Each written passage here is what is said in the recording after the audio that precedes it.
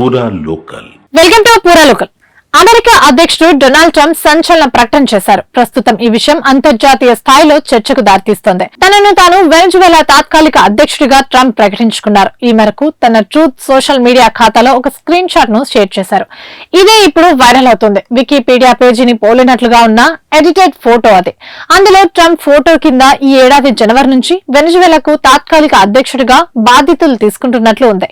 ప్రస్తుతం ఈ పోస్ట్ నెట్టింట వైరల్ అవుతుంది. మాదక ద్రవ్యాల అక్రమ రవాణా కట్టడి పేరుతో ఇటీవల వెనజువెలాపై అమెరికా మెరుపు దాడులకు దిగిన సంగతి తెలిసిందే. రాజధాని కరాకాస్ పై విరుచుకుపడిన అగ్రరాజ్యం బలగాలు ఆ దేశ అధ్యక్షుడు నికోలస్ మదురో ఆయన భార్య సిలియా ఫోర్స్ లను నిర్బంధించి అమెరికాకు తరలించాయి. ఈ పరిణామాల అనంతరం వెనజువెలా తాత్కాలిక అధ్యక్షురాలిగా వైస్ ప్రెసిడెంట్ డెల్సీ బాధ్యతలు చేపట్టారు. 90 రోజుల పాటు ఆమె అధికారంలో ఉంటారని వెనజువెలా రక్షణ మంత్రి వెల్లడించారు. ఈ క్రమంలోనే వెనజువెలా పూర్తి స్థాయి అధ్యక్ష బాధ్యతలను ఎవరు చేపడతారన్న దానిపై సందిగ్ధం నెలకొంది. ఆ దేశ విపక్ష నేత నోబెల్ పురస్కార గ్రహీత మచాడోను ఎన్నుకుంటారనే ప్రచారం జరిగినప్పటికీ ఆమెకు బాధ్యతలు ఇచ్చేందుకు ట్రంప్ విముఖత చూపించడం గమనార్హం.